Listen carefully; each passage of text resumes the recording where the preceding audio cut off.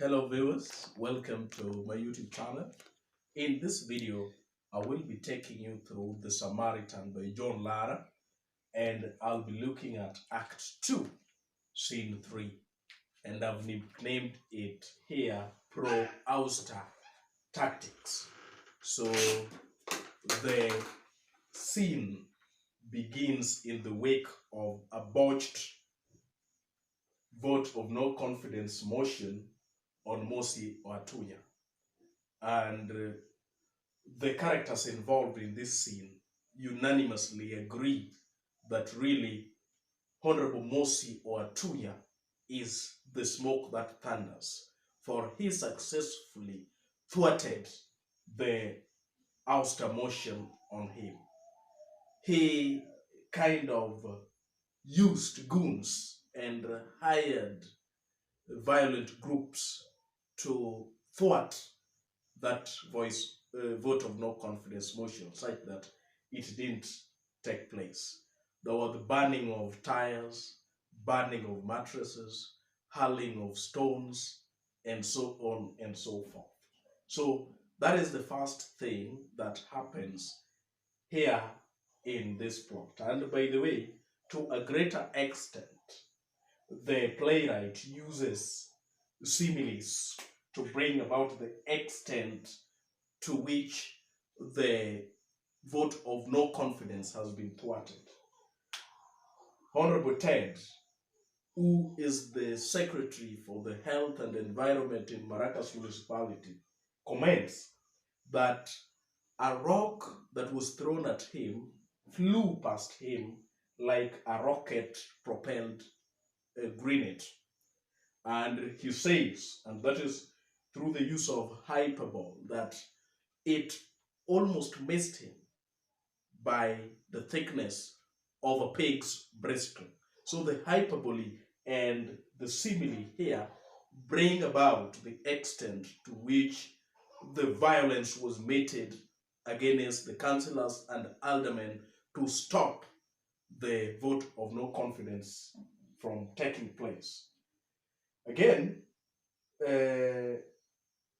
Honorable Seymour, who is the Secretary for Development and Planning, also comments that Honorable Ramdaye ran past him like an express train. He goes ahead to say that the operation resembled that of a military operation. And these similes bring about the extent to which Mossi was true to his word, went to thwart that vote of no confidence. Again, another part of this scene is when now Honorable Seymour says that they're not going to be cowed. And that is an idiomatic expression to mean that they're not going to be intimidated. They are still going on with the ouster motion on Mossi or Tunya. And he asks Ted, who had been tasked with the responsibility of mobilizing the councillors and aldermen for support.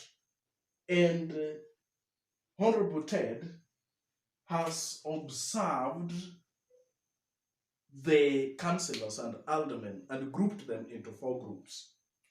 The first group is what he calls the headless group. And he says that this group is mostly composed of the supporters of Honorable Basdeo, that is the official opposition leader of Maracas, and Honorable Mossi Tunya, the mayor. With them, they are loyal to their tribal affiliations. Then, the second group is the indecisive group. And someone symbolizing the indecisive group is one Mr. Key.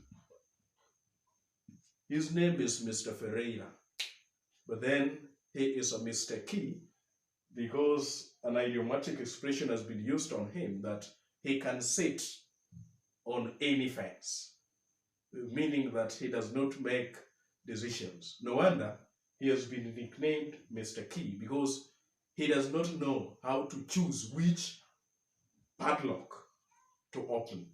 So there is this group that are indecisive. They do not know whether they are going to support the vote of no confidence or not.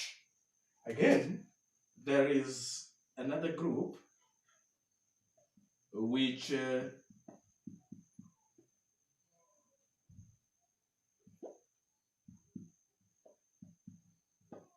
Honorable Ted calls the entrepreneurial group. With them, what they want is money. They will only vote on the side that pays them more. And that brings about a theme of corruption, such that councillors and aldermen who have been elected to represent their people at the municipal chambers are now requesting for money to make their voices heard in a given bill. And Honorable Ted has promised that the money is forthcoming, to mean that they are also part of the bribery, bringing about the theme of corruption. Then the last group, Honorable Ted notes, is the independent group. This is a group of independent-minded individuals, and they are characterized by one Mr. Developer and another Mr. Torch.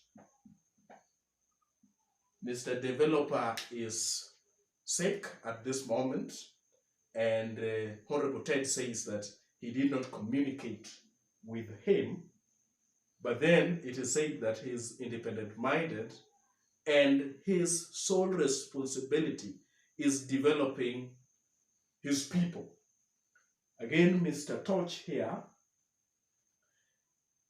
whose name is Brian Hayden, is also one who is so emancipated that he is not going to pick any sides based on any prejudice, not based on even the entrepreneurial aspect. And then again, the names Mr. Key, Mr. Developer, Mr. Torch could be symbolic, because they kind of represent, like Mr. Torch has been counted as one independent-minded person, meaning that he is emancipated and he has seen the light, the same as Mr. Developer, who is really developing his people, and that is his sole aim and desire. Then Mr. Key's indecisiveness earns him that name. So the use of these names are also symbolic, leading us to conclude that an aspect of style here is that of symbolism. Then Honorable Ted completes his statement by saying that things do not look pretty good, and that brings about his honesty, his trait of being candid and honest, as seen in page 79. And he only says that whatever can assist them at this point is enlisting Honorable Basdeo, who is the opposition leader of Maracas, to support them. And it happens that Honorable Ramdaye, who is the deputy mayor, who is allied to this group, had also talked to Honorable Basdeo. And no sooner the conversation goes on than Honorable Basdeo enters. And Honorable Basdeo really comes out as quite a smart person, because he comes donned in his Sherwani suit, which is smart and neat. His malice, that one takes us to the theme of malice that is prevalent in politics, also comes out. He says that the strategy or the tactic now is to alienate and isolate Honorable Mossi Tunya, the mayor, from the rest of the people. And one thing that he suggests what is called historical revisionism.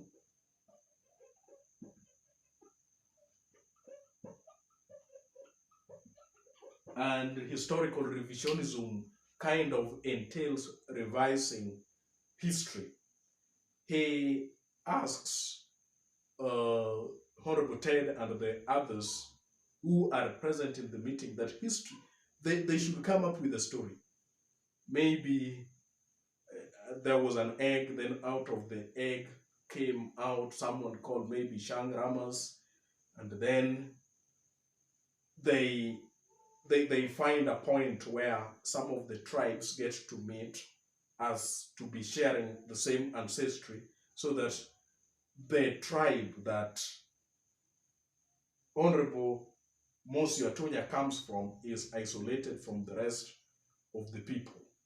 Again, he suggests that it should be noted, or they should prepare some talking notes and give to good orators, their councillors and aldermen, to go and present to the people that Honorable Mossi is favoring his tribesmen as opposed to others.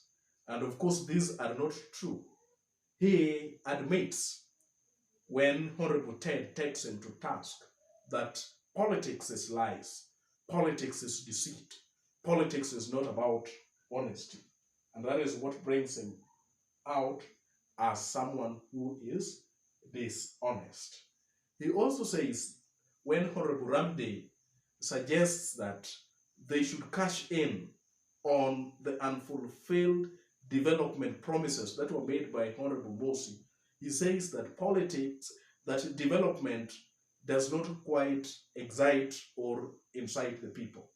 What incites and excites the populace is that you need to give them an enemy to hate, an enemy to blame for their problems. And this is also quite relevant to even our societies today. Some of our politicians, they will stand on the podium and not discuss issues, but they are just going to cash in on the prejudices of tribe, of race, of ethnicity to excite and incite people. And at that, it comes out as insightful and again tribal. That is, no wonder we have ethnicity as a theme that comes out. That could also be stroked with tribalism, and we also have the racism, because the tactics that is being planned by the quartet here is all about balancing the race, the Indo-Japanese and Indo-Chinese. And no wonder Honorable Seymour, because of his mixed ethnicity, has been chosen as the prospective mayor should the vote of no confidence on Honorable Mossi Tunya go through. So that is some of the suggestions that Honorable Basdeo comes up with in an attempt to win over the people and isolate Honorable Mossi Tunya in their quest to remove him from power. Again, there is another character here called Honorable Ramdaye. We may want to talk about some of the traits.